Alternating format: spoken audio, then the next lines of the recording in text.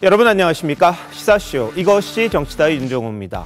이재명 민주당 대표에 대한 체포동의안 처리 과정에서 이탈표가 예상보다 많이 나온 걸로 민주당 내홍 아주 심각해지고 있습니다. 이제 본격적으로 이 대표에 대한 사퇴론까지 제기가 됐는데요.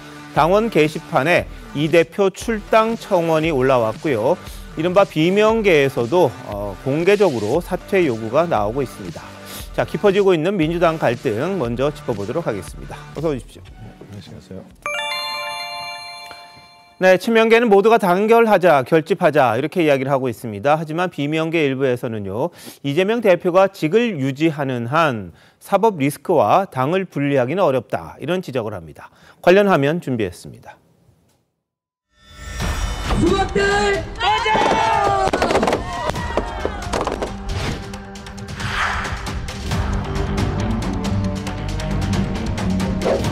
이재명 대표 사법 리스크나 방탄정당을 우려하는 당원들이 없을까요? 그 리더십이 지금 약간 고장나 있는 거예요.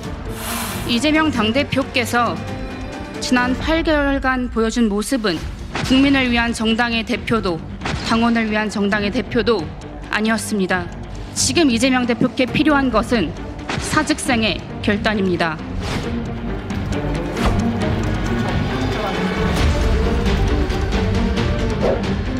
오늘 또 박지원 전 비대위원장님 대표님 결단을 촉구했는데 이에 대해서 좀 어떻게 생각하십니까? 이재명 대표를 지켜달라는 것이 지금 이제 대세라고 저는 보거든요. 이런 이제 분열과 내홍은 검찰 정권의 노림수이지 않겠습니까?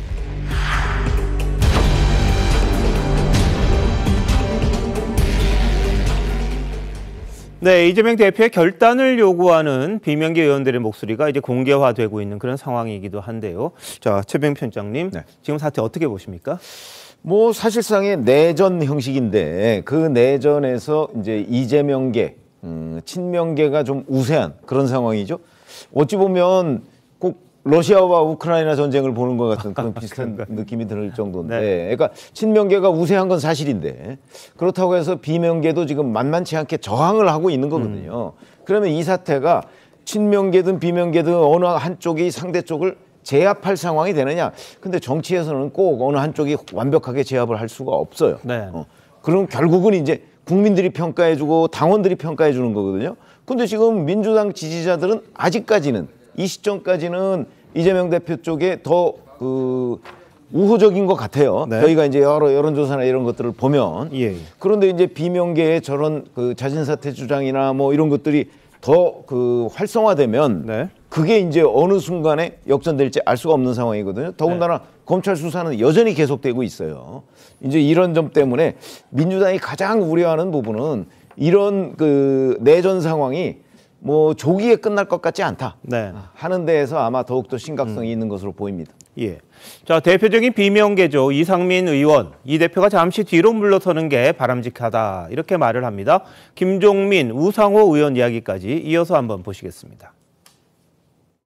민주당의 지금 검은 먹구름의 1차적인 원인은 이재명 대표의 사법적 의혹이다. 그러면 이걸 철저히 분리를 해야 되는데 네. 당대표를 직을 유지하면서 하기는 쉽지 않다. 이재명 대표가 잠시 뒤로 좀 물러서는 것이 당을 위해서나 이재명 대표를 위해서나 이제 이재명 대표가 판단해야죠. 당대표를 나오지 말라고 그랬잖아요. 이럴 줄 알고. 그래서 당대표 물러나겠다. 그것도 있을 수 있는 얘기예요. 리더십이 지금 약간 고장나 있는 거예요. 새로운 길을 가야 돼요. 다른 길이 있습니다. 결국은 당대표가 또 수습을 해야 되지 않습니까? 왜 이런 일이 생기고 있는가를 객관적으로 아셔야 되거든요. 수습할 수 있다고 보십니까? 못하면은 대표로 자격이 없죠. 네. 자, 민주당 의원들의 이야기가 지금 하나둘씩 공식적으로 물 위로 올라오고 있는 그런 상황입니다. 자, 김종우 의원 어떻게 보십니까? 제가 볼 땐 전투가 좀 빨라진 거죠. 네. 원래대로라면은 맨 처음 것을 부결시키고 난 다음에 그 다음에 영장이 왔을 때 어떻게 할 것인가의 부분과 관련해서 분란이 있을 거라 생각했는데 제가 볼 때 핵심적 요지는 그런 거지 않습니까? 뭐 말씀은 좋은 얘기입니다만 이상민 의원 말에 의하면 이 대표가 잠시 뒤로 물러서는 것이 바람직하다? 방법이 없어요. 아니 어떻게 뒤로 물러서가지고 다시 돌아올 수가 있습니까? 불가능한 말씀하시는 거고요. 제가 볼 때는 당대표직 사퇴라고 하는 요구는 그 뒤에 두 가지가 숨겨져 저는 있다고 생각해요. 네. 하나가 뭐냐면 공천권 문제와 관련해서 공천권 내려놔라.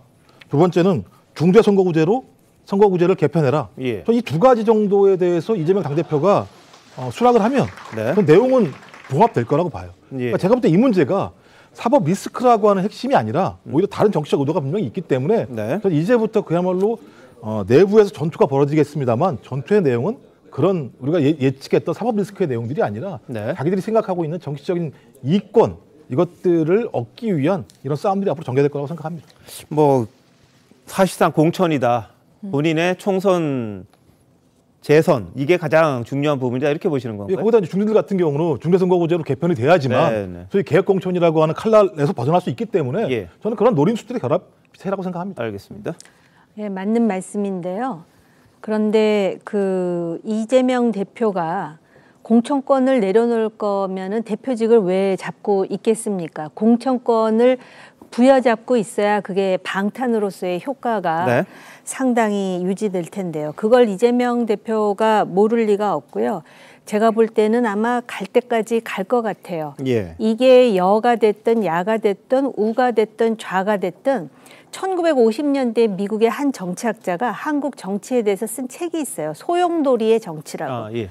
그러니까는 아주 그 마치 또 밀물이 들어오듯이 이게 어떤 그 균형점을 잡지 못하고 끝까지 갈 때까지 가는 그런 정치 문화가 있다라는 그 책이 1950년대에 나왔는데 지금 21세기까지 그게 계속된다라는 거를 네. 이걸 일관성이 있다 그래야 될지 참담하다고 해야 될지 모르겠고요. 네. 제가 볼 때는요. 이게 이제 당 지지율이 떨어지지 않습니까? 며칠 전에 여론조사 기관에서 29%까지 떨어진 얘기가 나와요. 물론 다른 여론조사 기관은 또 다른 수치가 나오긴 하지만 예. 특히 수도권 서울에서 엄청나게 떨어졌는데 실제로 이 수도권의 다수를 점하는 민주당의 국회의원들이 속으로 어떤 생각을 하고 있겠습니까? 이미 친명계 의원이라 하더라도 결국은 이재명 대표를 사수해가지고 내가 공천권을 보장받을 수 있을진 모르지만 이 상황이 계속되면 난 떨어진다라고 생각한다면은 예. 그때부터 변화가 있을 수밖에 없죠. 네. 그렇기 때문에 이거는 그저 시간을 두고 계속해서 그리고 지금 그 개딸들이라고 하는 사람들은 제가 보니까는 조직이 있는 것도 아니고 좀 통제 불가능한 상황인 것 같거든요. 네. 그런데 만약에 지지율이 더 떨어지면은 심지어는 개딸들이 통제 불가능한 상황이 되더라도 이들 스스로가 뭔가 대안을 모색하지 않을 수 없다라고 생각해요. 알겠습니다. 자, 이른바 개딸, 개혁의 딸들이라고 하는 이재명 대표에 대한 강성 지지층을 말하는 겁니다. 개딸이 나쁜 말은 아닌데요. 듣기 어감이 좀 불편하실 수는 있을 것 같습니다. 자, 지난 대선 당시에 이재명 대표가 정치권에 영입한 대표적인 인물 기억나십니까? 박지원 전 비대위원장입니다. 오늘 기자회견을 가졌어요. 이재명 대표가 두려워할 건 검찰이 아니라 국민이다. 일종의 결단을 촉구했는데 한번 보시죠. 이재명 당대표께서 지난 8개월간 보여준 모습은 국민을 위한 정당의 대표도 당원을 위한 정당의 대표도 아니었습니다. 지금 이재명 대표는 방탄을 위해 당을 위기로 몰아넣는 이기적인 모습만 보여줄 뿐입니다. 지금 이재명 대표께 필요한 것은 사직생의 결단입니다. 잃어버린 신뢰를 회복하는 길은 오로지 희생밖에 없습니다. 네, 사직생, 죽으려고 하면 살 길이 열린다 이런 뜻이죠. 그리고 오로지 희생밖에 없다. 이 대표에 대해서 굉장히 강한 말을 했는데요. 자, 정현주 변호사 어떻게 보십니까? 박지원 전 위원장은 사실 이번 체포동의안 표결 전부터요. 이 비슷한 메시지를 계속 냈다라고 봐야 될 것 같은데 결국 이재명 대표가 방탄정당으로 민주당 활용하면 안 되는 것이고 이 위험에서 당을 어떻게 보면 구해야 되는 결단해야 된다라는 얘기를 그동안 계속 많이 해왔습니다. 그런데 오늘 이 결단에 대해서 그 내용은 구체적으로 좀 밝히지는 않았고요. 특히 이 결단이 대표의 어떤 대표직을 사퇴하는 것은 또 아니다라고 이야기를 해서 결국에 어떤 대안을 원하는 것인지 좀 구체적으로 알 수는 없는 메시지였던 것 같은데요. 일단 대표가 작년 전당대회에서 77.77%의 압도적인 표로 당선이 된 대표이기 때문에 일단 이 대표를 사퇴하라고 하는 것 지금 일단 죄가 밝혀지지도 않은 상태에서 사퇴하라고 하는 것은 아니다라는 것을 전제한 것으로 보이고요. 다만 그렇다 하더라도 이재명 대표가 당을 위기에서 구하려고 한다면 본인이 희생해야 된다 이런 얘기를 하고 있는데 그럼 결국에는 대표가 어떤 결단을 해야 된다는 것인지에 대해서 좀 구체적으로 메시지를 내야 될 것 같습니다. 다만 이재명 대표 당대표 그리고 현 지도부 입장에서도 지금 이탈표가 내고 있는 그 정치적 메시지, 그러니까 이 검찰 수사에 대해서 무도하다, 이 부분에 대해서는 공감대가 있음에도 이탈표가 나왔다라는 것은 결국 이재명 대표가 갖고 있는 정치적인 리스크를 우려한 부분일 텐데, 그 정치적인 리스크에 대한 대안을 구체적으로 좀 지도부가 내놔야 되겠다라는 생각은 듭니다. 네, 오늘 박 전 위원장은 청년들과 함께 기자회견을 가졌습니다. 예전에 당 대표 출마를 할 때 국회 소통관, 그러니까 기자들을 직접 만날 수 있는 그런 공간에서 좀 하게끔 당에 부탁을 했는데 어떤 국회의원도 이걸 해주질 않았어요. 이게 국회의원이 추천을 해야지 저 방을 쓸 수 있습니다. 근데 이번에는 썼어요. 그게 왜? 비명계로 분류되는 이원욱 의원이 소통관을 빌리는데, 기자회견을 하는데 도움을 줬다, 이렇게 지금 알려져 있습니다. 그러니까 과거에는 아예 저걸 빌릴 수도 없는 상황이었는데 지금은 조금 달라진 것 아니냐, 이런 또 해석이 가능한 일이 일어난 겁니다. 자, 배승희 변호사 어떻게 보셨어요? 그러니까 오늘 그 이원욱 의원이 저도 보니까 수박 7적인가요 해가지고 그 수박이라고 좀 분류가 되던데, 하필이면 또 이원욱 의원이 빌려줬다고 하니까 아마 민주당 내에서 이재명 대표를 지지하는 쪽에서는 상당히 불쾌감을 느끼지 않을까 생각이 듭니다. 그런데 보면요, 지금 민주당에서 이재명 당대표가 상당히 높은 압도적인 지지율로 당대표가 됐다라고 분석을 하지만, 실제로 그 투표를 참여했던 사람들, 전당대회에 참여해서 투표한 사람들을 본다면 아마 다른 전당대회보다도 굉장히 수가 적었다. 그러니까 적은 숫자에서 많은 압도적인 다수를 차지했다라는 거는 결국에 다수가 아니라 소수, 그러니까 강성 소수의 지지를 받고 있다, 이렇게 분석할 수가 있는데요. 100명 중에 30명이 참여해서 20명의 투표를 받는 것과 100명 중에 90명이 참여해서 60명의 투표를 받는 것은 투표율이 동일하다 하더라도 그 숫자가 다르기 때문에 과연 이재명 당대표가 민주당 다수의 지지를 받고 있느냐 하는 부분에는 저는 좀 의문이 있습니다. 네. 그렇기 때문에 지금 앞으로 이재명 대표가 재판도 있지만은 계속해서 나올 수사를 받게 된다면 그 사법 리스크가 정말 현실화되고 있고 또 현실화될 텐데, 여기서 민심과 당심이 괴리되면서 특히 위협감을 느끼는 분들이 바로 수도권 의원들이 아닐까. 그렇기 때문에 지금 수도권 의원들을 중심으로 해서 특히 이재명 당대표를 향해서 공천권을 내려두고, 또 투표로 당대표가 됐습니다만 당대표를 그만두는 건 또 정치적인 행위이기 때문에 그런 결단을 내리고 당을 살려달라 요구를 하고 있는 것이 아닌가 생각이 들고요. 네. 그런 점에서 앞으로 이제 점점 수사가 되고 혹시라도 모를 또 구속영장 청구에 있어서는 이 수도권 의원들을 중심으로 해서 이재명 당대표에 대한 그 사퇴 요구가 더 거세지지 않을까, 이런 생각을 해봅니다. 알겠습니다. 자, 엎친 데 겹친 격이라고 할까요? 김진표 국회의장이 조선일보와 인터뷰를 했는데 이런 말을 했습니다. 개헌을 하면 불체포 특권 내려놓자. 더 이상 정치적으로 누굴 올가매기 위해서 이 검찰권 활용하는 나라는 아니다. 이렇게 또 이야기를 한 거예요. 최 팀장 어떻게 보셨어요? 아니, 김진표 국회의장의 말은 옳은데 저게 네. 전제가 이제 개헌이에요. 그렇죠. 그런데 잘 아시다시피 박근혜 정부 때도 개헌을 추진한 적이 있었고, 역대 정부가 대개 임기 중후반에 가면 이제 개헌 얘기를 꺼내 들곤 하는데 네. 한 번도 성공한 적이 없죠. 예. 그건 왜 그러냐면 개헌 자체가 가지고 있는 일종의 어떤 정치적 함의 뭐 이런 네. 것 때문이에요. 대개는 그 임기 말에 뭐 약간 이제 그 대통령 그 정부가 위기를 있으면 그 위기 타겟책으로 개헌을 들고 나오는 수가 많았거든요. 네네. 그러니까 그런 진정성을 국민들이 인정을 안 해요. 그러다 보니까 지금은 임기 말은 아니지만 예. 윤석열 정부가 지금 개헌해서 뭘 하자 이렇게 되면, 만약에 윤석열 대통령이 이 개헌에 동의를 해서 여야 간의 개헌 논의가 있으면 아마 이게 과거 박근혜 정부 2016년에도 그랬지만 네. 블랙홀이 될 겁니다. 예. 불체포 특권 내려놓는 문제뿐만 아니고 뭐 선거구제뿐만 아니고 여러 가지 뭐 경제 민주화 조항이나 뭐 이런 것까지 본물처럼 쏟아져서 네. 아마 어찌 보면 국정 동력을 상실할 위험성까지도 있는 이슈거든요. 굉장히 폭발적인 이슈이기 때문에. 근데 네. 그걸 전제로 해서 불체포 특권 없애야 된다 이렇게 얘기를 했다는 거는 네. 저는 뭐 현실성이 아주 떨어지는 얘기다 이렇게 봅니다. 알겠습니다. 자, 사면 초과에 쌓였다고 할까요? 이재명 대표 오늘 박지원 전 위원장 관련 질의에는 일절 답하지 않았습니다. 한번 보시죠. 오늘 그 박지원 전 비대위원장이 대표님 결단을 촉구했는데 이에 대해서 좀 어떻게 생각하십니까? 대표님 박지원 비대위원장이 대표님 방탄 때문에 지금 당을 위기로 몰아넣고 있다고 얘기했는데 여기에 대해서 좀 어떻게 생각하십니까? 대표님 의원이 주말에 페이스북에 내부 공격 좀 자제해달라고 입장 올리셨는데 이에 대해서 직접 또 말씀해 주시는 그런 기회는 있어요? 대표님 자제 요청에도 불구하고 몇 달들의 지금 색출 작업이 이루어지고 있는데 여기에 대해서 좀 어떻게 생각하십니까? 대표님 혹시 이낙연 전 대표 영구 제명에 대해서 좀 어떻게 생각하십니까? 네, 2층입니다. 예, 이 대표 또 기자들의 질문에 일절 답은 하지 않았습니다. 다만 지난 주말 SNS에는 이런 이야기를 했어요. 강성 지지층을 향해서 내부 공격, 비난 중단해라. 적들이 원하는 거다, 가장 원하는 거다 이런 식으로 이야기를 했습니다. 자, 김정은 교수 어떻게 이재명 대표 지금 마음은 어떨까요?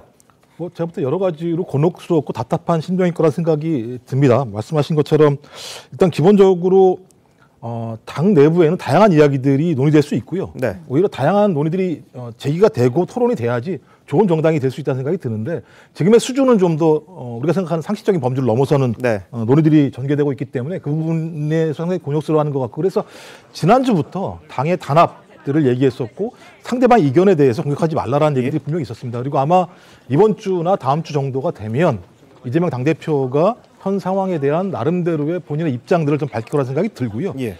저는 그 상황 이전에서는 이재명 당대표가 무슨 얘기를 했을 때 오히려 당내 분란들이 있을 수밖에 없는 경우들이 더 많기 때문에 발언을 자제할 거라는 생각이 드는데요. 전 더 중요한 문제들은 뭐냐면 기본적으로 이 문제가 발단하게 된 기본적인 시작점에 대한 차이가 너무 크다는 게 큰 문제라는 생각이 들어요. 예를 들면 이상민 의원 같은 경우는 민주당의 검은 먹구름의 1차적인 원인을 예를 들어 이재명 당대표로 얘기했는데 이렇게 말씀하시면 이게 앞뒤가 안 맞는 게 뭐냐면 오히려 이런 당대표를 만들어낸 게 당원과 국민 지지층이란 말이에요. 기본적으로요. 그러니까 대선도 마찬가지고 그다음에 개항을 소위 지역에서의 국회의원 선거도 마찬가지고 당대표 선거도 마찬가지고 대장동 문제나 선거법 문제나 백현동 문제나 모든 사실을 알았음에도 불구하고 민주당에는 이재명 당대표라는 리더가 필요하다라고 하는 판단을 했다라고 하는 측면들에 대한 나름대로 공감대가 필요하다라는 거죠. 거기에 어떤 기본 선상에서 논의를 시작을 해야 되는데 당대표를 내려와라라고 전제를 깔고 얘기하게 되면 토론이 힘들어지는 측면이 분명히 있다는 생각이 들고요. 그래서 이 부분과 관련해서는 서로가 좀 자제할 필요가 있을 것 같다. 그리고 가장 중요하게는 민주당 당대표, 리더는 당대표이기 때문에 당대표가 저도 빠른 시일 내에 소위 당이 어떤 방향으로 나아가야 되는지에 대해서 소위 국민과 당원들에게 설명을 하고 또 반대되는 비명계 의원들이 거기에 대해서 좀 동의할 수 있도록 할 수 있는 안들을 빨리 제출했으면 좋겠다 이런 생각을 하게 됩니다. 자, 이 대표는 좀 자제를 요구했습니다만 지난주 민주당사 앞에서 퍼포먼스가 있었습니다. 어떤 건지 한번 보실까요? 여러분들 많이 화가 나셨죠? 너무나 많은 이탈표가 있었기 때문에 도저히 용서할 수가 없어서 이곳에 나왔습니다. 세게 하지 말라는 분들도 계십니다. 하지만 어떻게 그렇습니까? 열받는데, 열받아 죽겠는데, 수박 너네들 내 말 잘 들어. 다음에 또 이렇게 우리 실망하게 만들면 이렇게 만들 거다. 지켜보고 있다. 이렇게 만들 거야. 수박들 가자!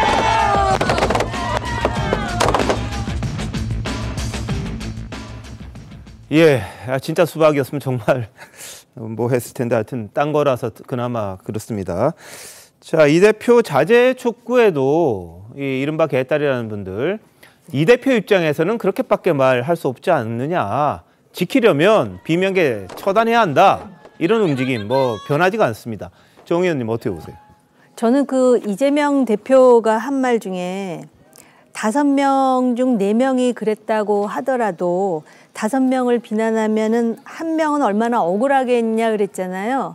결국은 국회 표결 과정에서 예를 들어서 찬성을 했든 아니면은 기권을 했든 아니면 무효표를 만들었든 그 사람들을 비난하는 것에 대해서는 마치 또 비난해도 된다라는 그런 암묵적인 함의가 있는 것인지 안 그런 사람 1명은 억울하다. 그러면은 나머지 무효표나 기권표 던진 사람은 그렇게 수박으로 매도돼가지고 비난당해도 싸다라는 뜻인지 어떻게 보면은 국회의원으로서 자기의 의사를 표출한 것인데 이런 식의 어떤 일련의 인식 구조가 소위 개딸들이라고 하는 사람들로 하여금 저런 수박 깨기 그런 행사까지 하면서 정말 겉으로 보기에는 통제 불가능한 상황을 만드는 것에 대해서 정당화하는 요소가 아닌가. 그리고 만약에 이재명 대표가 정말로 자제를 촉구함에도 불구하고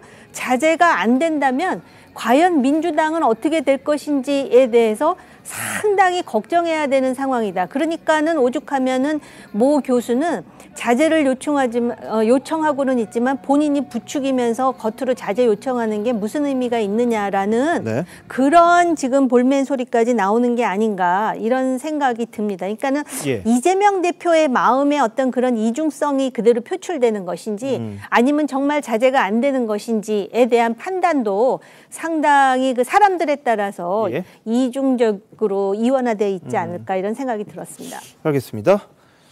자, 근데 전재수 민주당 의원이 지금 당을 상당히 걱정하는 말을 했어요. 최근 10년 사이에 당 분위기가 최악인 것 같다 이런 말을 했는데요. 한번 보시죠.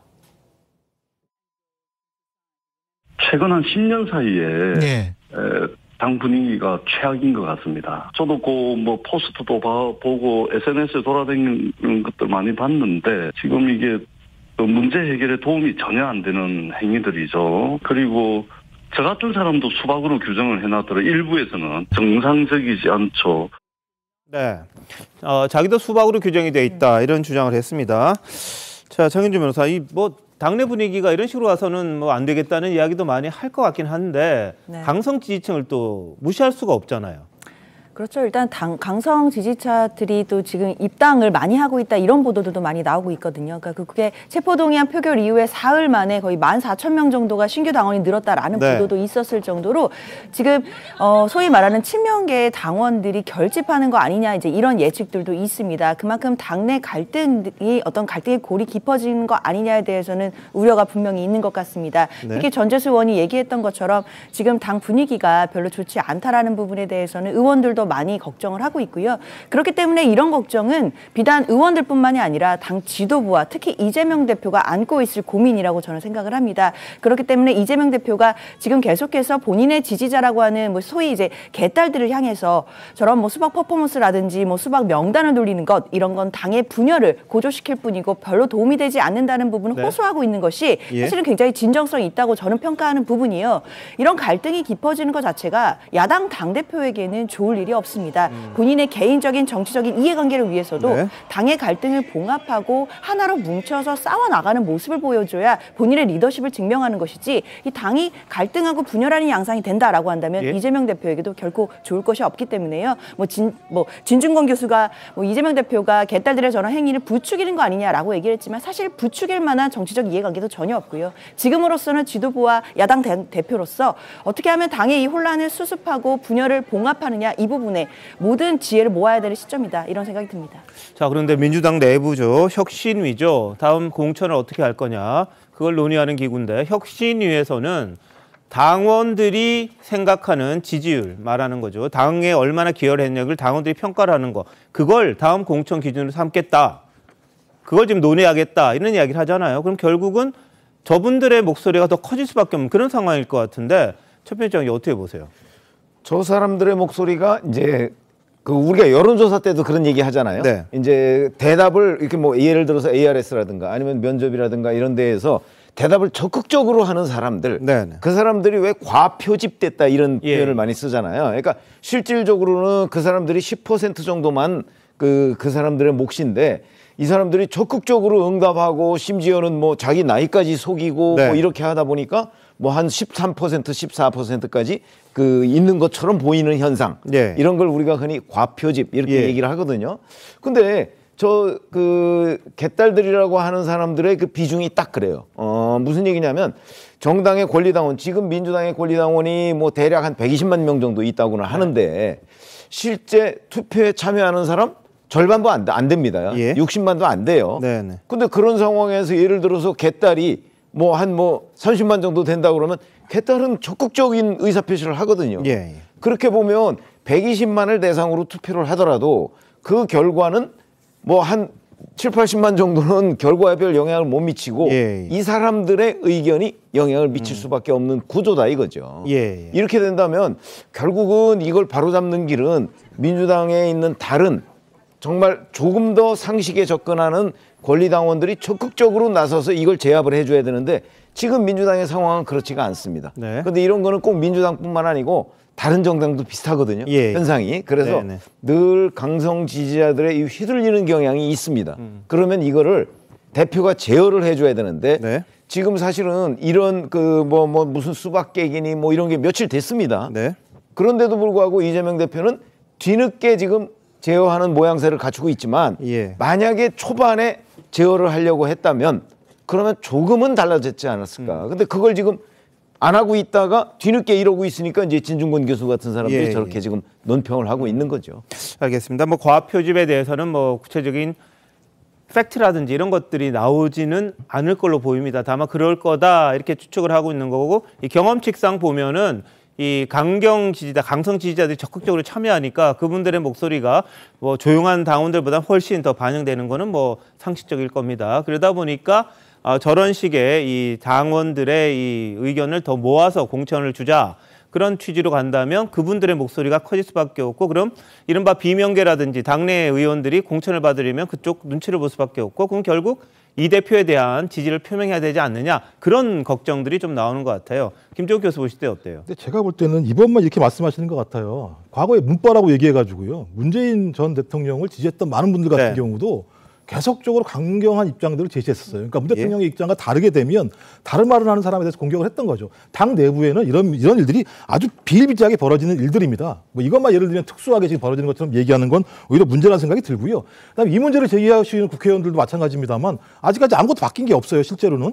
다 이분들 당에서 만들어낸 시스템 공천에 의해서 다 공천받아가지고 국회의원 되신 분들입니다. 그러니까 앞으로 협의하면 되는 문제인 건데 이미 예단을 해서 개혁에 따르자고 얘기되는 사람들이 과도한 행위를 할 거라고 이미 추측해서 그런 것에 개입하지 말도록 얘기하는 건데 이건 문제가 있다는 생각이 들고 하나 하고요. 또 하나는 예를 들면 국민의힘 같은 경우는 갑자기 실제 삶의 구조에서 그러니까 국민 여론 3%, 30% 그다음에 당원 70%로 얘기했다가 100%로 간 이유가 뭡니까? 당원의 숫자들이 너무 많이 늘어났기 때문에 그분들이 일정한 사람들을 대변하지 않는다. 전체 국민을 대변할 수 있는 갈 수 있다라고 얘기하는 측면들이 분명히 있어요. 그리고 당연히 당원들이 자기의 당 지역구에 있는 국회의원들을 뽑을 때 개입을 해야 되는 거죠. 얼마만큼 시스템이 객관적인가의 문제인 거지. 이분들이 들어와서 예를 들면 그 당의 공천 시스템을 갖다가 완전히 예를 들면 뒤집을 거라고 말씀하시는 건 국회의원분들이 과도하신 거고요. 과거에는 그분들이 오히려 그런 어떤 열성 지지층들을 갖다가 동원해가지고 본인들이 공천을 받으신 분들이 그렇게 말씀하시는 건 매우 문제가 많다. 핵심은 모든 사람들이 100% 동의할 수는 없습니다만 다수 이상이 동의할 수 있는 객관적인 시스템 공천의 안들을 만들어내면 되는 거라는 생각이 들고요. 아직도 발생하지 않은 문제를 가지고 개혁의 딸들이 이런 일들을 벌일 것처럼 말씀하시는 것도 제가 볼 때는 과하다고 생각을 합니다. 이미 지금 발생해서 현재 진행형이라고 저는 느끼고 있는데 김 교수님은 좀 생각이 다르신 것 같은데요. 그 얘기는 맞아요. 지금 여당이든 야당이든 그 안에 당원들이 가지고 있는 어떤 그 정치적인 인식이 과연 국민 전체의 일반 여론 내지는 일반 의지라고 하는 것과 지금 일치하는지에 대해서는 상당히 회의적입니다. 왜냐하면 지금 정치가 진영화되면서 상당히 이렇게 극단적으로 지금 내몰리고 있는 상황이라는 거를 누구도 부정하지는 못할 것 같고요.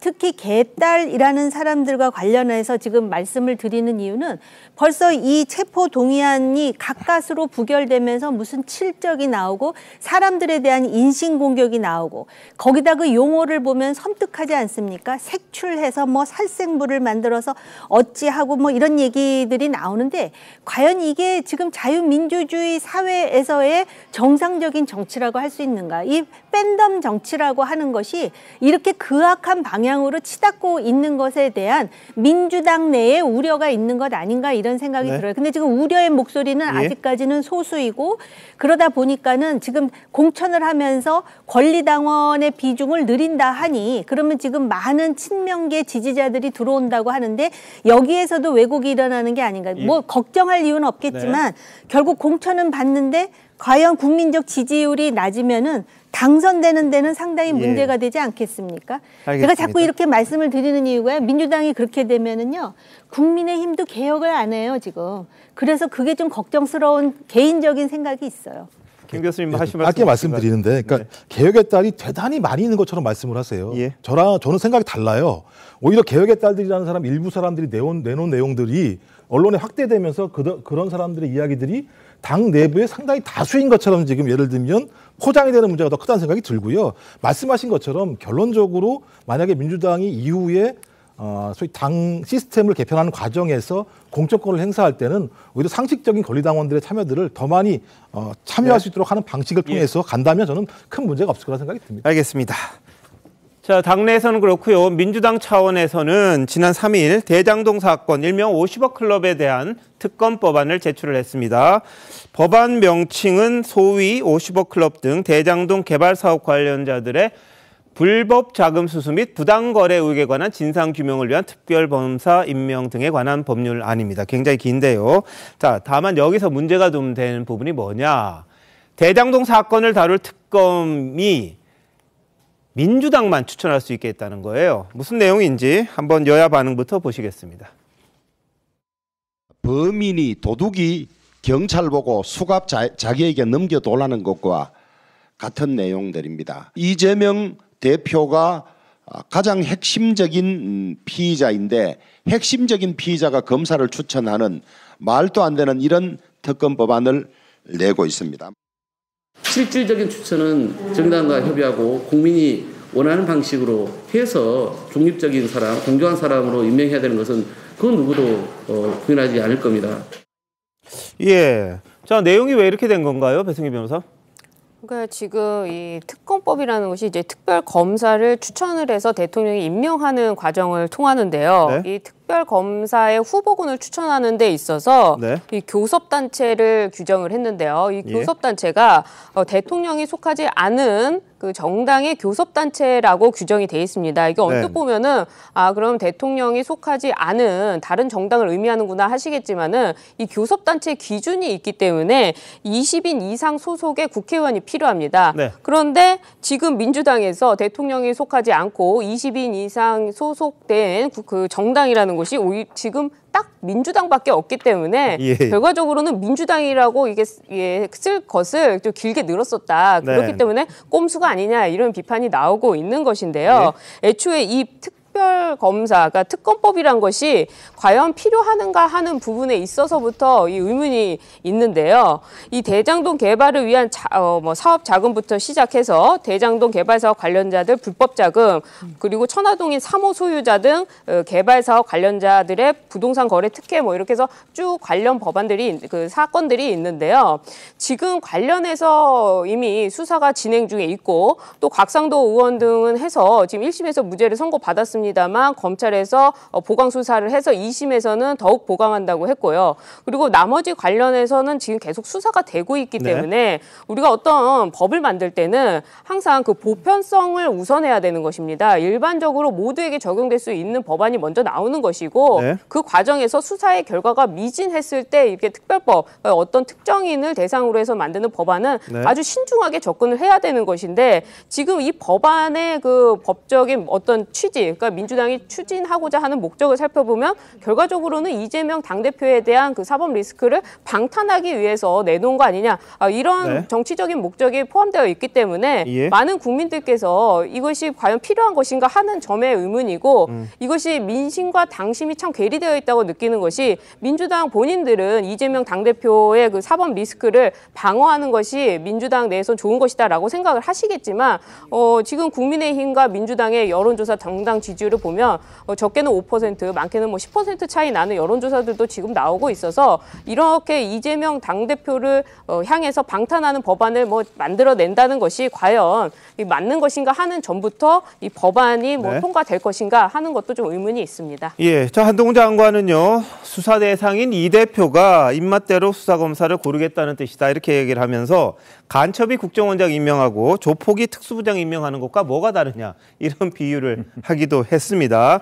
그러면서요 박홍근 원내대표는 여기에 대해서 너무 쪼잔한 것 아니냐 뭐 이렇게까지 이야기를 합니다만 또 이 법안에서 논란되는 게 윤 대통령을 겨냥한 법이 바로 이번 특검법이다 이런 주장까지 나왔어요. 이거는 어떤 말입니까? 아니 이 특검법을 국회에서 통과시키려면요. 예, 예. 수사 기간, 네. 수사 대상, 네. 그다음에 특별검사 추천 방법 뭐 이런 것들을 이제 특검법에서 다 규정을 해야 돼요. 내용도 있죠. 그렇죠. 뭘 수사할지. 근데 이제 수사 대상이라는 것도 있거든요. 예. 수사 대상이 크게 세 가지예요. 그래서 이제 첫 번째가 뭐 소위 50억 클럽 등 뭐 이렇게 나가거든요. 네. 그럼 50억 클럽과 관련해서는 기존 검찰이 수사를 했던 것은 곽상도 전 의원 수사를 해서 예. 이제 그 지금까지 이제 재판이 진행되고 있고 나머지는 수사를 한다고는 하는데 정말 수사를 하는 건지 안 하는 건지 좀 불투명해요. 네. 자, 그런데 50억 클럽에 그 곽상도 전 의원을 제외한 나머지 검찰 출신들이 많습니다. 네. 박영수 전 특검, 김수민 전 검찰총장 뭐 등등 해서 검찰 출신들이 많아요. 그래서 이게 검찰 출신이 많기 때문에 근데 그 검찰 출신들은 잘 아시지만 윤석열 대통령과 또 밀접한 관련이 있는 사람들이 꽤 많아요. 거기에. 예. 그러면 결국 지금 민주당이 50억 클럽에 대한 특검을 하자. 이걸 특검 수사 대상으로 넣자는 게 결국 윤석열 대통령과 가까운 누구 특정인을 또 겨냥한 것 아니냐 하는 의심을 지울 수가 없고 네. 그다음에 또 대장동 개발의 원천적인 자금 뭐 이런 부분이 또 두 번째 수문에 들어가 있어요. 그거는 결국 윤석열 대통령이 대검 중수부의 검사 시절에 부산저축은행 사건을 수사했었거든요. 네. 그거 지난 대선 과정에서도 줄곧 얘기를 했었잖아요. 예. 그러니까 아마 그거를 또 수사 대상에 넣자. 그러니까 윤석열 대통령이 제대로 수사를 부산저축은행 사건 수사를 안 했기 때문에 대장동 의혹이 불거졌다. 이제 이런 쪽으로 끌고 가려는 것 아니냐 하는 부분이 있고 네. 그다음에 또 세 번째도 또 그래요. 예. 그게 천화동인 3호 뭐 이런 게 들어가 있어요. 예. 우리가 지금 천화동인 1호에 대해서는 그동안에 계속 얘기를 했었죠. 예. 천화동인 3호의 그 명의자는요. 김만배 씨 누나입니다. 네네. 그렇죠? 김만배 씨 누나 그러면 생각나는 게 윤석열 대통령의 아버지의 연희동 자택을 그 누나가 샀잖아요. 예. 그게 우연이냐 필연이냐 이걸 가지고 지난 대선 과정에서 논란이 있었는데 그건 뭐 아마도 김만배 씨 돈이 아니냐. 그런데 그냥 누나 명의로 네. 서명한 것 아니냐 뭐 이런 이제 의혹이 있을 수 있는데 예. 그걸 하자는 얘기는 결국 윤석열 대통령 아버지를 수사 대상에 또 넣자는 얘기하고 똑같은 얘기가 되거든요. 네. 그러면 결국 수사 대상인 1, 2, 3 모두 다 윤석열 대통령 연관이 있다. 그걸 다른 표현으로 애매하게 넣었다. 그러면 결국 이거는 대장동 특검법이 아니고 윤석열 특검법 아니냐. 이런 지적이 나올 법한 얘기입니다. 자, 장윤주 변호사는 어떻게 보세요?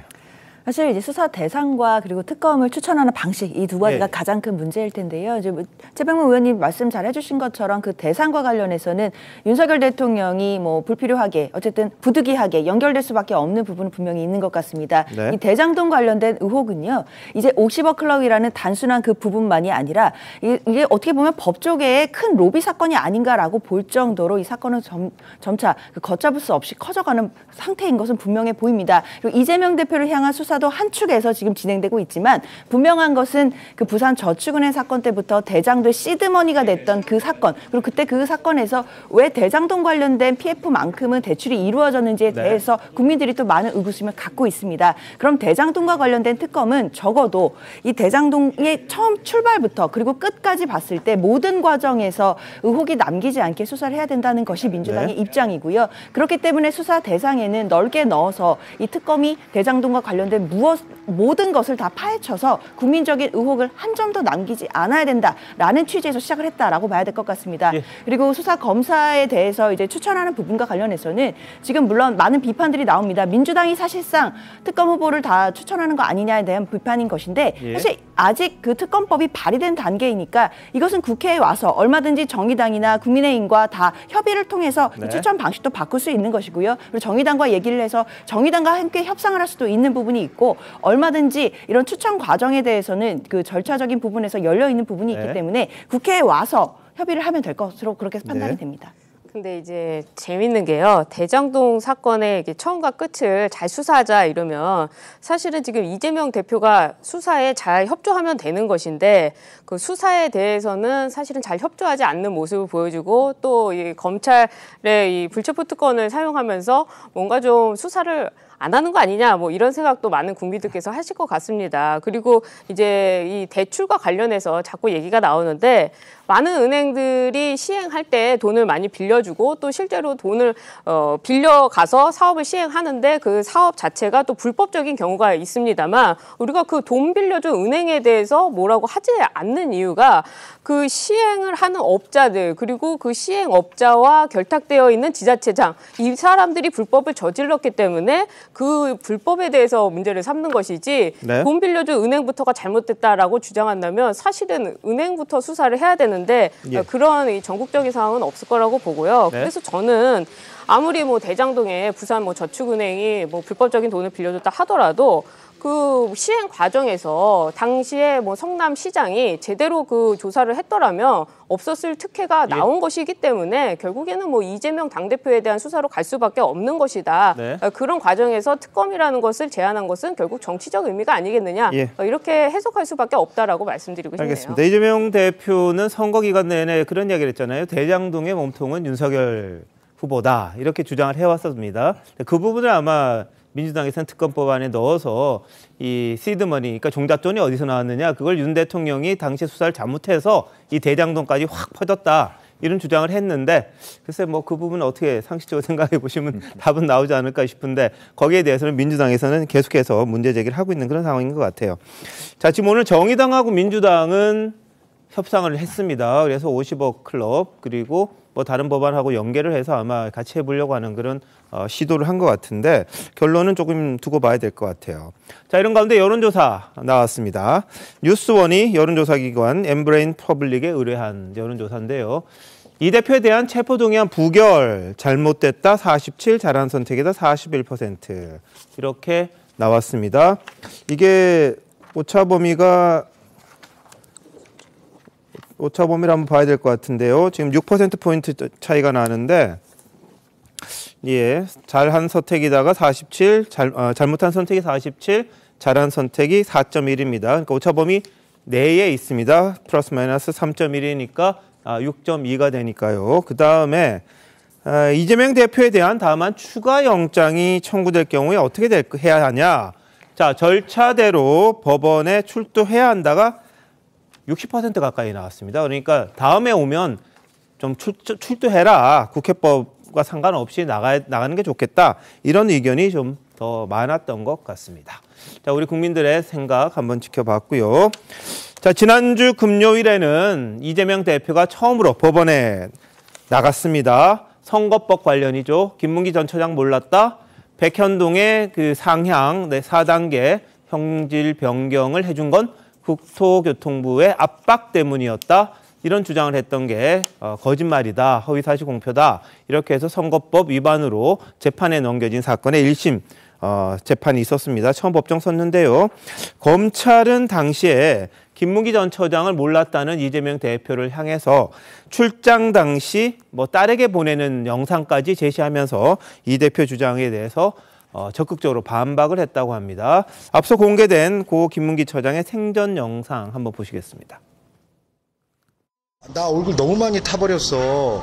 오늘 시장님하고 본부장님하고 골프까지 쳤다? 오늘 너무 재밌었고 좋은 시간이었어. 네, 당시에 딸에게 보낸 이 영상이었습니다. 근데 김문기 전 처장이 일반 600명의 팀장이 있다는 그 일반 팀장과는 좀 달랐다. 이런 주장을 좀 해왔잖아요. 검찰에서 어떻게 보고 있는 겁니까?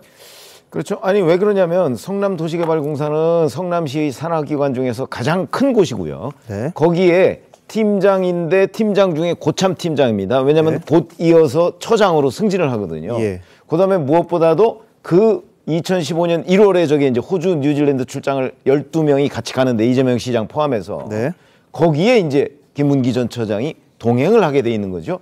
근데 원래 그게 뭐 트램 같은 거 견학하고 뭐 이러는데 사실 대장동 관련자는 거기 가도록 돼 있지도 않습니다. 그런데 이제 거기에 동행하고 뭐 이런 것들로 보면 그 다음에 뭐 김문기 전 처장 같은 경우는 2009년 이재명 대표가 변호사 시절부터 2018년 경기도지사로 당선될 때까지 무려 9년간을 그 알고 지냈다 하는 부분 뭐 이런 것들이 이제 검찰 입장에서 본다면 몰랐다는 거는 얘기가 안 된다. 해서 이제 온갖 증거, 그 중에 이제 지금 2015년 1월 호주 뉴질랜드 출장도 네. 그 증거 중에 하나가 되는 거고 그런 것들을 다 제시해가면서 지금 알 수밖에 없었고 그렇기 때문에 몰랐다는 주장은 거짓이다. 네. 이런 걸 지금 입증하는 데 주력하고 있는 거죠. 예. 자, 김 전 처장 같은 경우에는 이 대표를 당시에 가까운 곳에서 밀착 수행을 했다. 그리고 다른 동반자와는 좀 구별되는 관계였다. 이런 주장을 검찰에서는 했다고 합니다. 가까이 있는 사진 뭐 10여 장을 공개를 하면서 그랬다는 거고요. 자, 유동규 전 본부장이 본인이 좀 배신감을 느꼈던 게 이재명 대표가 김문기 전 처장을 모른다고 했을 때다. 이렇게 밝힌 적이 있었습니다. 그래서 이 대표가 재판에서도 알 수 없는 사람이다, 모르는 사람이었다, 그렇게 말했고 더 이상 할 말 없다, 이렇게 진술서 간단하게 냈던 것들, 이런 것들에 대해서 그럼 성남 시민은 아시냐, 이렇게 대꾸를 했다고 합니다. 한번 보시죠. 김문기 처장 몰랐다는 거에 대해서도 출장 당시 그 처장님께서 본부장님을 수행했건 말단이어서 잘 몰랐다 이렇게 말씀하시는데 그러면 성남 시민들은 아십니까? 라고 묻고 싶고요. 그러니까 인지에 대한 것과 친한 것은 차이가 있습니다. 그냥 김문기 아느냐? 그럼 본인이 알면 아는데 안다 모른다 하면 되는데 난 친분이 없어서 모른다. 그럼 그 다음에는 안다고 하셨는데 그 다음엔 친분이 생기신 겁니까? 개인적으로? 그건 언어도단 아닙니까? 예, 그러니까 말을 자꾸 언어를 헷갈리게 만드는 거고 그거는 굉장히 나쁜 습관이라고 저는 생각합니다. 네, 아냐 물으면 안다 모른다 이렇게만 말하면 되는데 왜 돌려가면서 이렇게 이야기를 하느냐, 이게 유동규 전 본부장의 말이었어요. 자, 김정욱 교수님 어떻게 보셨어요? 저는 유동규 씨가 왜 저렇게 당당한지 모르겠어요. 제가 볼 때 무슨 뭐 피해자 같은 말씀을 하시는 건데 본인이 뭐라고 얘기했냐면요, 언론에다가 이재명 당대표에 대해서 급하게 갈 것 없다, 천천히 말려 죽일 것. 전 이런 분의 예를 들면 법정 진술에 대해서 법원이 순수하게 받아들인다? 저는 이게 문제가 있다고 생각을 하고요. 저는 이재명 당대표의 개인적인 기억의 문제이기 때문에 제가 기억할 거다 안 할 거다라고 얘기할 수 없습니다. 얘기한 것처럼 같은 직급이 700명이나 되기 때문에 팀장이 어떻게 다 알겠느냐라고 얘기하는 거에 대해서 본인이 얘기하고 있으니 그 부분에 대해서 검찰이 그것이 아니라고 하는 증거들로 좀 확정을 하면 된다라는 생각이 드는 건데 전 동일한 논리인 거예요. 그러면 그렇게 따지면 예를 들면 윤석열 대통령 같은 경우도 마찬가지입니다만 김만배 씨를 아예 모른다고 얘기했지 않습니까? 근데 그걸 검찰에서는 각하시켜버렸잖아요. 근데 김만배 씨 같은 경우 법조 출입만 20년을 한 사람입니다. 말씀하신 아까 얘기 나왔던 윤석열 대통령 아버지의 집을 김만배 씨의 누나가 샀습니다. 이게 우연인지 아닌지 정확히 모르겠고요. 그다음에 내 카드면 무슨 일이 있어라는 얘기를 했고, 이런 다양한 정황 증거가 있어요. 그럼 거기에 맞게 관련자들을 불러서 사실 확인을 하고 난 다음에 전혀 모르는 게 맞다라고 판단을 내렸어야 되는데 그렇지 않았잖아요. 근데 이건 다르게 좀 가고 있는 측면이 분명히 있기 때문에 저는 이 부분 자체가 소위 검찰 수사 자체가 형평성을 잃었다는 생각이 드는 것이고요. 또 하나는 소위 알고 있음에도 불구하고 본인이 그 사실에 대해서 당선이 되기 위해서 한 부분과 관련해서 이 기억의 영역이 이게 예를 들면 법률적으로 단죄할 수 있는 대상이 되는 건지에 대해서 잘 모르겠어요. 제가 그 법안을 읽어봤더니 그 법률 내용에 대해서는 기억하는 대상, 이 문제와 관련해서는 그 법적 내용이 들어있지 않은 측면들이 분명히 있기 때문에 저는 앞으로 이 부분은 검찰이 정확한 증거를 가지고 법원을 설득할 문제라는 생각이 들어요. 그 아버지 집을 김만배의 누이가 샀다 해서 그게 무슨 범죄 혐의는 아니잖아요. 설사 알았다 해도 뭐 장례식장에서 한번 봤다 그러든가 뭐 그런 얘기도 나오고 그러던데요. 이게 안다, 모른다라는 표현하고요. 친하다, 친하지 않다라는 표현, 그리고 측근이다, 아니다의 표현은 전혀 달라요. 안다, 모른다라는 거는 사실관계를 묻는 거거든요. 근데 왜 김문기 처장에 대해서 시장 재직 때 알았느냐가 이렇게 중요한 이유는 김문기 처장이 바로 대장동 개발과 관련해서 초과이익 환수 삭제의 실무자였거든요.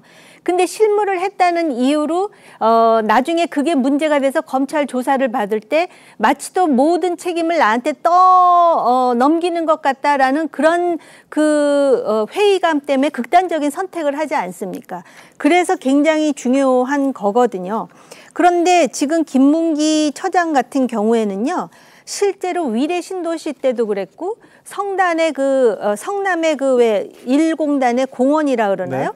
그때도 이미 7차례 보고를 하고 회의까지 합하면은 수차례 이재명 시장과 당시 시장과 만나서 보고받고 이러한 그 기록이 다 남아있을 뿐만 아니라 네네. 호주, 뉴질랜드 같은 경우도 유동규 씨가 저렇게 흥분하는 이유가 유동규, 김문기는 나중에 이재명 시장이 특별히 포함시켰다라는 또 증언이 나오고 또 이번 재판에서 휴대전화에 보니까 김문기 씨가 가지고 있던 휴대전화에 이재명 시장, 이재명 변호사로 돼 있다라는 겁니다. 네. 2009년부터 이미 알고 있었다라는 그 여러 가지 증명할 수 있는, 주장할 네. 수 있는 그런 증거가 나왔다는 거거든요. 그럼에도 불구하고 이재명 당시의 그 후보였죠. 그런데 김문기 씨가 극단적인 선택을 하고 바로 그 다음 날 SBS 인터뷰에 나가가지고선 성남시장 재직 때는 몰랐다 그랬어요. 근데 이게 즉흥적인 질문에 대해서 이렇게 한 번만 그렇게 얘기하고 끝났으면 그때는 기억이 안 나서 그랬을 수 있다고 할 수 있는데 그 2021년 그 12월 24일 이틀 후에 CBS 인터뷰에서는 기억에 남아있지 않는 사람이다 그랬고요. 그 다음에 또 며칠 후에 채널A에서는 얼굴이야 봤겠지만 그 사람인지 어떻게 아느냐 이런 식으로 얘기를 하다 보니까 네네. 과연 이렇게 즉흥적인 질문에 대해서 무의식적으로 대답을 한 건지 아니면 의도를 가지고 계속 몰랐다라고 얘기하는 것인지 결국 뭐 여기서 주장하는 건 중요하지 않고요. 재판부가 어떻게 판단하느냐가 중요하겠죠. 네, 당시 이재명 대표가 선거 때 이야기했던 부분 몰랐다 이 부분 그리고 유족들은 변호사 때부터 알았는데 무슨 소리냐 이렇게 반박하기도 했습니다. 보시죠. 저는 그 기억에 남아있지 않은 사람이었는데 근데 그 제가 대장동 개발 사업의 구체적 내용을 정확히 몰라서 내용 파악을 하느라고 제일 잘 아는 사람을 좀 연결을 해달라고 해가지고 그때 연결된 사람이 이분이었어요. 그전에는 제가 그 존재 자체를 인지하지 못했습니다. 이재명 변호사 시절 핸드폰 번호는 저희 아버지 외장 하드에서 발견된 아버지가 핸드폰을 바꿀 때 백업해둔 전화번호 그 파일에서 발견되었습니다. 그 다음 핸드폰의 백업 파일에서는 이재명 시장, 이재명 경기도지사 등의 명칭이 변경되고 번호가 변경된 그러한 전화번호가 여러 개가 발견되었습니다. 변호사 시절 때부터 연을 맺고 대장동 사업에 온몸과 마음을 바친 아버지를 이재명 대선 후보는 기억하지 못하고 있습니다. 정말 납득이 가지 않습니다. 네, 김문기 전 처장 뭐 하위직이라고 하면 하위직이라고도 할 수 있습니다. 근데 다만 이분이 중요한 이유, 알고 모르고의 차이는 검찰 주장은 이렇습니다. 대장동 비리의 피고인이 깊이 관여했다는 의혹이 제기되는 그런 상황인데 실무 책임자였던 김 씨가 당시 사망하면서 부정적 여론이 확산되는 그 시점이다. 그래서 이 비난 확산을 막고 자신의 대장동 사업 개발과의 연관성을 차단하기 위해서 이를 통해서 대선에서 이기기 위해서 이 사람을 모른다고 허위로 공표했던 거다. 이런 주장을 이제 검찰에서 하는 거거든요. 자, 배승희 변호사. 이 부분에 대한 입증이 가능한 겁니까? 어떻습니까? 지금 증거가 가지고는요? 그러니까 민주당에서 계속 이야기하는 것이 과연 이 주관적인 기억을 입증할 수 있겠느냐 이런 주장을 하시는데요. 우리가 법정에서 거짓말을 하는 위증도 처벌이 됩니다. 위증의 경우에도 내가 기억하고 있는 것을 반대로 얘기했는데 재판부가 그것은 허위다. 허위의 증언이었다면서 위증의 그 유무죄를 판단하기도 합니다. 그렇기 때문에 단순히 주관적인 판단을 가지고 내 기억 속에 있는 것을 어떻게 입증하느냐라는 식의 주장은 이재명 대표도 변호사기 때문에 저는 뭐 있을 수 없는 주장이라고 생각을 하고요. 네. 그리고 실제로 그 유동규 씨가 이야기한 부분 중에 이 호주 출장과 관련돼서는 애초에 이 고 김문기 씨는 출장 멤버에 처음에 들어가 있지 않았는데 이재명 대표의 뭐 불편한 사람이 들어가 있다 잘 모르는 사람도 아니냐 해서 그 유동규 씨와 이재명 대표가 지시를 해서 결국에는 나중에 김문기 씨로 바꿔서 그 출장을 갔다 이런 보도도 있었습니다. 그렇기 때문에 뭐 단순히 모른다, 그때는 기억이 안 난다라고 이야기한 것이 뭐 기억의 주관적인 판단이었다 이렇게 말하기에는 이제 너무나도 많은 시간이 지났고 그런 단계는 지났다고 보고요. 그리고 자꾸 이것을 뭐 정치적으로 해석을 해서 왜 윤석열 대통령 당시 후보는 그런 발언을 했는데 나만 이렇게 하느냐라고 정치적 그 주장을 하신다면 이 사건은 선거 사범이기 때문에 오히려 재판부에서는 이 선거 사범에 대해 객관적으로 더 판단할 수밖에 없고 네. 그리고 그 국회의원 선거와는 달리 이게 국민들에게 미치는 파급력이 굉장히 크기 때문에 허위 사실을 공표한 부분을 더 네. 양형에 있어서 더 많은 방향을 할 수도 있습니다. 그래서 어떻게 보면 국회의원보다 범위가 굉장히 넓으면 전국적으로 국민들에게 이게 허위 사실을 공표한 부분이어서 양형에는 예. 더 높게 올라간다. 이런 부분은 아마 변호인 측과 이재명 대표가 좀 상의를 해서 네. 앞으로의 뭐 언론 대응이라든지 검찰 대응은 좀 잘해야 되지 않을까 예. 생각이 듭니다. 자, 당시 출장 갈 때는 이제 정진석 실장을 통해서 좀 편한 사람 같이 가자 이렇게 했다는 보도가 있었고 뭐 김문기 전 처장을 이재명 대표가 직접 뭐 이렇게 같이 가자고 했다. 이 부분까지는 뭐 아직 확인 안 되는 그런 부분이기도 합니다. 자, 장 변호사님. 사실 이제 배승희 변호사님도 말씀 주셨지만 이 부분과 관련해서는 과연 이재명 대표가 이야기했던 부분이 과연 허위 사실의 공표에 그 사실에 해당하느냐 이 부분이 가장 큰 쟁점이 될 것입니다. 검찰의 입장은 여러 가지 정황 증거상 이재명 대표가 당시 고 김문기 처장은 몰랐을 리가 없다라는 관점에서 일단 기소를 하고 공소 유지를 하고 있는 것으로 보이는데요. 하지만 이재명 대표 입장에서는 개인의 주관적인 인식과 기억과 인지의 문제였다라는 주장을 계속해서 하고 있습니다. 특히 누군가를 안다 모른다라고 말하는 것이 검찰 입장에서는 사실로 입증할 수 있는 부분이다라고 말을 하고 있지만 이재명 대표 입장에서는 안다 모른다는 것이 상대적인 기준인 것이고 어떤 사람 같은 경우에는 3번을 만났어도 모른다고 할 수 있는 것이고 어떤 사람은 한 번만 공식적인 자리에서 만났다고 하더라도 그 사람을 안다라고 말할 수 있는 부분이 있기 때문에 네. 상대적인 기준이 있다라는 부분을 강조하고 있습니다. 예. 결국엔 재판부에서 이 부분을 250조 1항의 구속영권에 해당한다라고 볼 수 있을지의 문제일 텐데요. 앞으로도 치열한 쟁점이 있겠지만 기본적으로 기억이 나지 않았다는 것이고 네. 자신이 인지하지 못했다라는 부분이기 때문에 주관적 요소였다라는 부분에 대해서 네. 검찰이 이 부분을 어떻게 입증해낼 수 있을지 지켜보면 될 것 같습니다. 예, 기억이 안 난다는 걸 재단할 수 있느냐 없느냐 그 기억이 그럼 개인적인 건데 그걸 법원에서는 아는데 모른다고 한 건지 진짜 몰랐다고 생각하는 건지 그 부분에 대한 판단을 해야 될 그런 시점이 되는 것 같습니다. 검찰에서는 여러 가지 증거들이 명백하다 이런 주장을 하고 있는데 자 이번 주는 아닙니다만 다음 주 금요일 그리고 다다음 주 또 금요일 이재명 대표는 법원에 가서 선거법 재판을 또 받아야 하고요.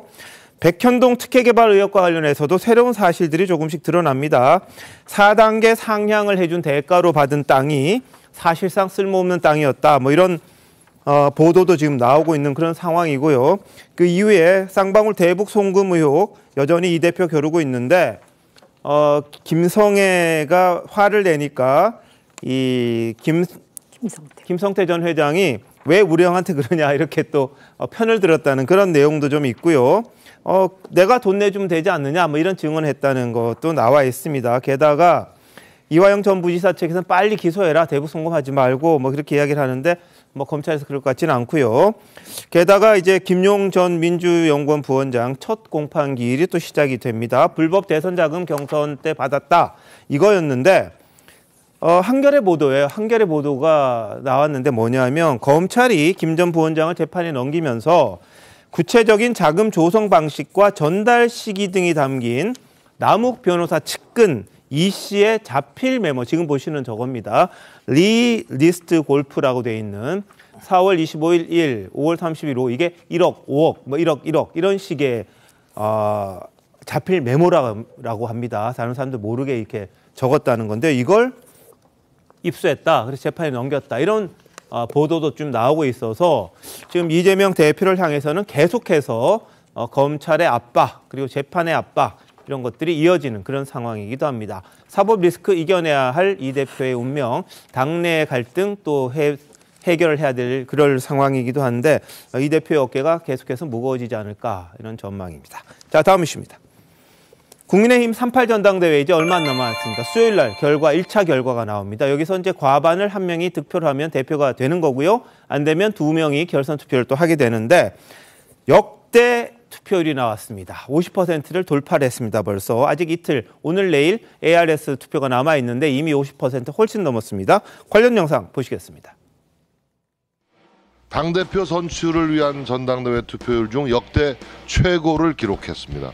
정당 민주주의의 역사를 새롭게 쓰고 있는 것입니다.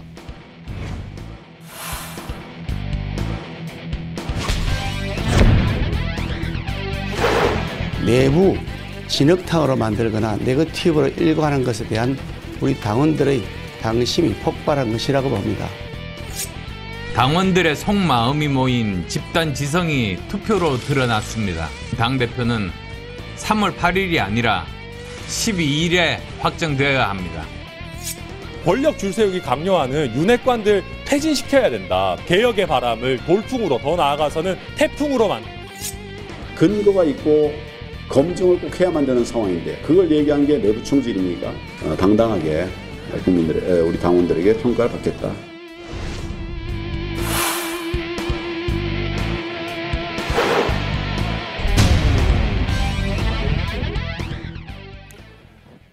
네, 전대 투표를 한번 보시겠습니다. 2년도 안 된 2021년 6.11 전당대회가 있었습니다. 모바일 투표 25.83 첫날, 둘째 날 36.16 누적된 겁니다.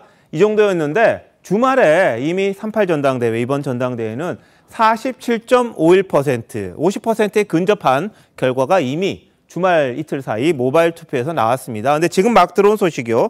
지금은 ARS 투표를 하고 있는데 지금까지 오후 6시까지 누적된 건 53.13%, 역대 최고입니다.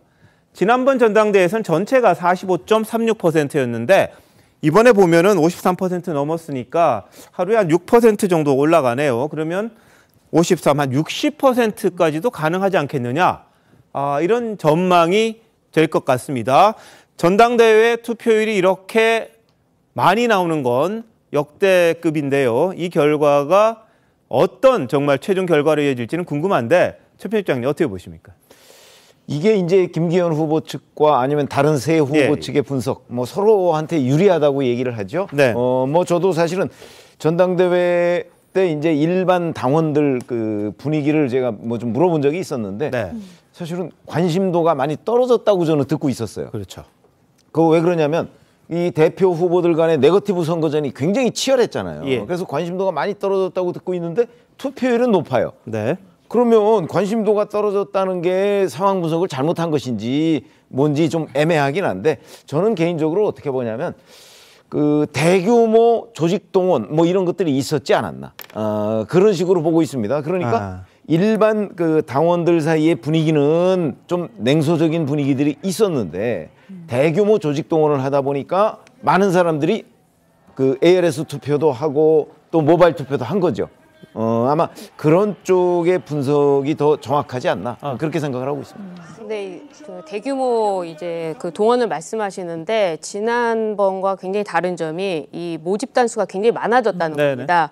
그러니까 지난번 21년 6월 달에 했었던 전당대회에 참여자 수는 15만 표에 불과했어요. 그 당시에 선거인단이 32만 명이었는데 15만 표가 들어갔고요. 이번 지금 최고의 선거인단은 그때보다 50만이 늘어서 83만 명 중에 지금 44만 5천 명 이상이 참여를 한 겁니다. 그래서 오늘 ARS가 거의 뭐 10%대까지 올라서 투표율이 됐는데 그렇다면은 과연 이 그 너무나도 많은 숫자 지금 44만 5천 명 이상이 참여한 이 숫자가 과연 대규모 동원이 되겠는가? 실제로 지금 이 국민의힘 당협에서도 나오는 이야기들이 본인들이 만나지 않은 당원들이 너무나도 많았기 때문에 뭐 어떤 뭐 소위 말하는 뭐 오더라고 하는 것들이 통하겠느냐? 도저히 통하지가 않는다라고 당협에서도 이야기가 나오고 있고 현직 국회의원이 있는 그런 당협에서조차도 본인들이 그 관리한다고 하는 그런 뭐 책임당원이 있지 않겠습니까? 그런 인원들보다도 훨씬 더 많은, 그러니까 본인들이 만나지 못한 온라인 당원이 워낙에 많았기 때문에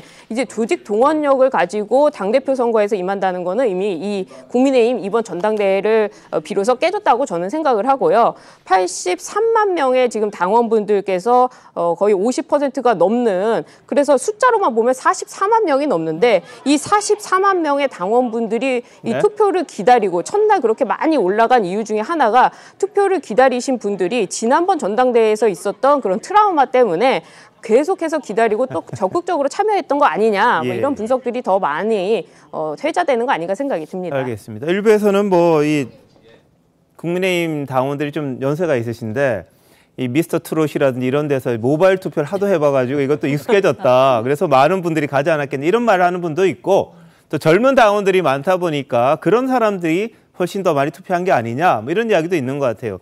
그리고 말씀하신 것처럼 대규모 동원이라는 게 이제 뭐 실제로 동원하는 것보다는 이 SNS라든지 이런 걸 통해서 집단화해서 또 할 수 있는 그런 방식도 있다 보니까 많은 분들이 참여한 게 아니냐 뭐 이런 여러 가지 해석들이 있는 것 같아요. 그러나 분명한 거는 역대 그 이런 식의 경선에서 동원했다고 인정한 정치인은 단 한 명도 없었습니다. 그거 분명하죠. 네네. 그래서 결론적으로 이 결과를 보면 국민의힘의 책임 당원의 구성을 우리가 이제 확인할 수 있는 것이고요. 또 그동안에 82만 명이 넘는 책임 당원이 생길 때까지 몇 번의 그 변곡점이 있었습니다. 이준석 전 대표가 대표로 되면서 책임 당원이 그 당시에 한 25만 명이었다 그래요. 그리고 윤석열 대통령이 후보가 되면서 윤석열 후보를 지지하는 사람들이 또 들어오면서 책임 당원이 된 그 시점에 한 50만 명이 됐다 그러고요.